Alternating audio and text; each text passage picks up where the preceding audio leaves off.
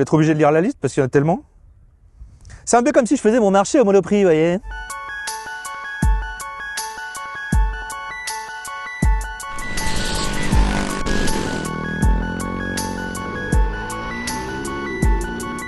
Salut à tous et bienvenue en Espagne, dans la région de Valence, où nous sommes venus tester le tout dernier jouet de Ducati. J'ai bien dit un jouet, vous allez comprendre pourquoi. Il s'agit d'un monocylindre, j'ai bien dit monocylindre aussi, vous allez comprendre pourquoi. Le tout dernier hypermotard, le 698 Mono. Un test grandeur nature sur circuit, c'est tout de suite. D'où est partie cette idée? Parce qu'en fait, on peut se poser la question. C'est simple, les Italiens nous ont dit, on avait la Panigale, un énorme moteur, et on s'est dit, tiens, si on se faisait une moto un peu sympa, une sorte de moto avec un seul cylindre. On va prendre un seul cylindre de la machine, on va prendre toute la technologie qui est avec, et on va se faire un gros jouet pour les grands. Ça peut paraître dingue dans une époque où en fait tous les constructeurs sont plutôt dans le downsizing ou dans l'aspect sécuritaire. Non, Ducati, les Italiens, c'est le sport, l'ADN sportif, et c'est aussi des gens qui aiment s'amuser. 4 ans de développement plus tard, on a cette machine phénoménale qu'on a pu essayer aujourd'hui sur circuit. On s'est vraiment régalé aujourd'hui. Pourquoi? Parce que Ducati est tout simplement allé à la base, c'est-à-dire la chasse au kilo, la chasse au couple et l'efficience par excellence. Hormis les pare-mains et le garde-boue à l'avant, on reste sur un design très épuré. Il n'y a rien, aucun artifice. On a bien la ligne classique de l'hypermotard avec ce garde-boue avant et dans le prolongement la longue selle, le petit arrière avec les deux échappements hauts. C'était hyper important pour Ducati de garder cette ligne, ce qui permettait en plus de mettre en valeur deux choses sur cette moto qui sont hyper importantes. Le moteur, qui lui est un peu le king, comme ils disent, de cette moto. On a à l'intérieur de ce moteur un piston dérivé de la technologie de course qu'utilise Ducati à l'heure actuelle, un cylindre en aluminium pour gagner en légèreté, des carters en magnésium. Ils sont partis d'un trier tubulaire plutôt classique avec une boucle arrière, elle, développée pour ce modèle.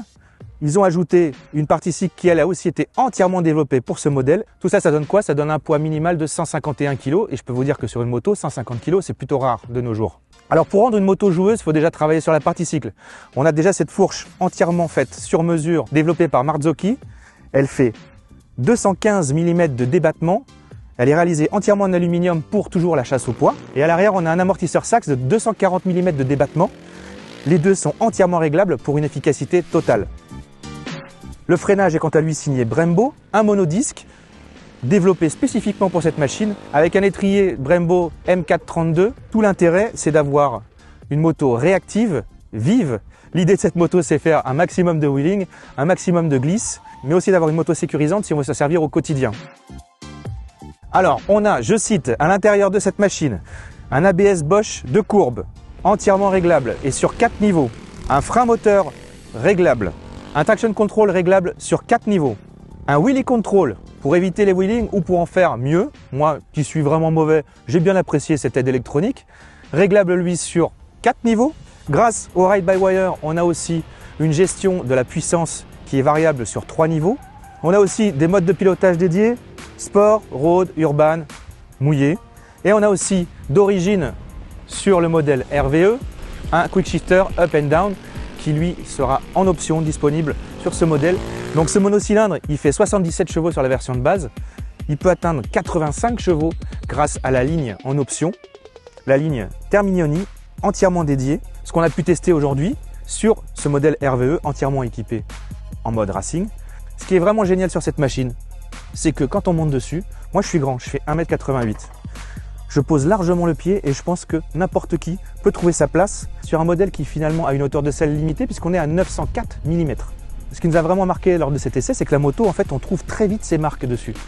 Certes, on sent que c'est assez joueur, on sent que ça veut vivre, on sent que ça veut se battre, mais quand on enroule, il n'y a aucun souci, les aides électroniques fonctionnent à merveille et on trouve vite ses marques malgré le fait que ce soit un modèle un tout petit peu plus haut que la moyenne. Aucun problème pour freiner aussi de manière vraiment puissante pour les entrées en courbe. On peut l'inscrire très facilement. La roue arrière encaisse vraiment le couple.